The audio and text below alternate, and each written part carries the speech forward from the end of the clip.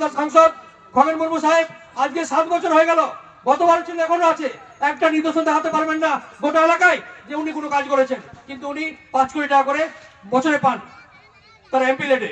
কোথায় কাজ করছেন, কি করছেন বুঝতে হবে, জবাব দিতে হবে। তৃণমূল কংগ্রেসের প্রতিষ্ঠা দিবসের কর্মসূচি থেকে বিজেপি সাংসদকে তীব্র আক্রমণ শানালেন মালদা জেলা পরিষদের সহকারী সভাপতি এটিএম রফিকুল হোসেন। বাংলা বঞ্চনা ইস্যুতে কেন্দ্রীয় সরকারকেও কাঠগড়ায় তুললেন তিনি। রফিকুল হোসেনের এই বক্তব্যের সামনে আসতেই পাল্টা কটাক্ষের সরব হয় বিজেপি। শুরু হয়েছে শাসক বিরোধী রাজনৈতিক চাপানোতর।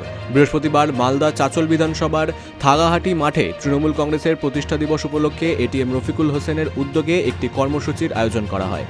এই কর্মসূচিতে উপস্থিত ছিলেন মালদা জেলা পরিষদের সহকারী সভাধিপতি এটিএম রফিকুল হোসেন। এদিন চাচল বিধানসভার আলীহন্ডা ও কালীগ্রাম এই 2 গ্রাম পঞ্চায়েতের বিভিন্ন এলাকার প্রায় 500 জন দুস্থ ও অসহায় মানুষের মধ্যে শীতবস্ত্র বিতরণ করা হয়। শীতবস্ত্র পেয়ে খুশি ও স্বস্তির মুখে দেখা যায় উপকারভোগীদের। শীতবস্ত্র বিতরণ কর্মসূচির পাশাপাশি প্রকাশ্য মঞ্চ থেকে বিজেপিকে তীব্র আক্রমণ করেন এটিএম রফিকুল হোসেন। তিনি বলেন, উত্তর মালদায় বিজেপির একজন সাংসদ রয়েছেন, কিন্তু 7 বছর ধরে তিনি এলাকার মানুষদের জন্য কি কাজ করেছেন তা কেউ বলতে পারবেন না।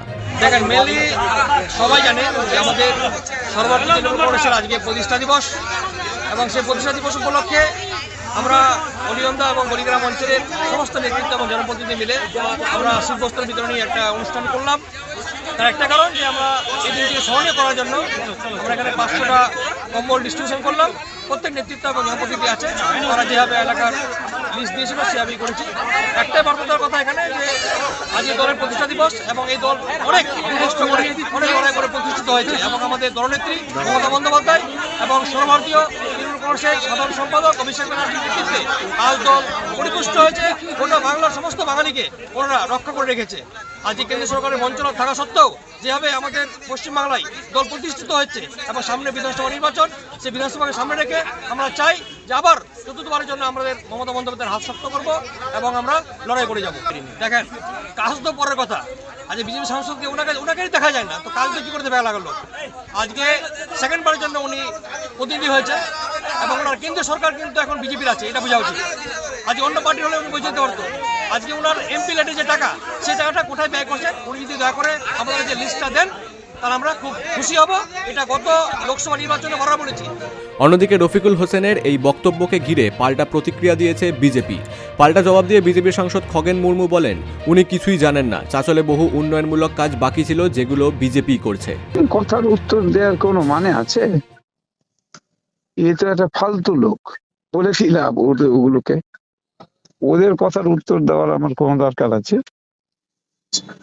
এইসব দেখছে যে ওর যে যে চাচল বিধানসভাতে যদি বলে চাচলেই ওখানে যে কাজগুলো হয়েছে, ও তো ওখানে ব্লকেই, তো ওখানে ব্লকই হচ্ছে ইমপ্লিমেন্টিং এজেন্সি। কত কাজ হয়েছে ব্লকে থেকেই তো পেয়ে যাবে। ওখানে ক লাখ টাকার কাজ হচ্ছে চাচলে, কত কাজ হয়েছে চাচল ব্লকেই পাবে। সদ্য যে কাজটা শুরু হয়েছে, যেটা এখনো শেষ হয়নি, যেটা তোমার ওই যে বিবেকানন্দ কি সরস্বতী মন্দির যে স্কুলের রাস্তাটা দীর্ঘদিনে ওরা করেনি কেন? ওই কাজটা তো চলছে। ও কি চোখে আছে না চোখ নাই? পাগল কথা, কেন পাগলের কোনো উত্তর দেওয়ার আছে? কেন্দ্রীয় সরকার কিচ্ছু করেনি, রাজ্য সরকার কিচ্ছু করেনি, সব কেন্দ্রীয় সরকারের টাকাই কাজ হচ্ছে। তৃণমূলের প্রতিষ্ঠা দিবসের এই কর্মসূচিকে কেন্দ্র করে মালদার রাজনৈতিক মহলে নতুন করে উত্তেজনা ছড়িয়েছে। মালদা থেকে শানু ইসলামের রিপোর্ট, বিগ নিউজ বাংলা।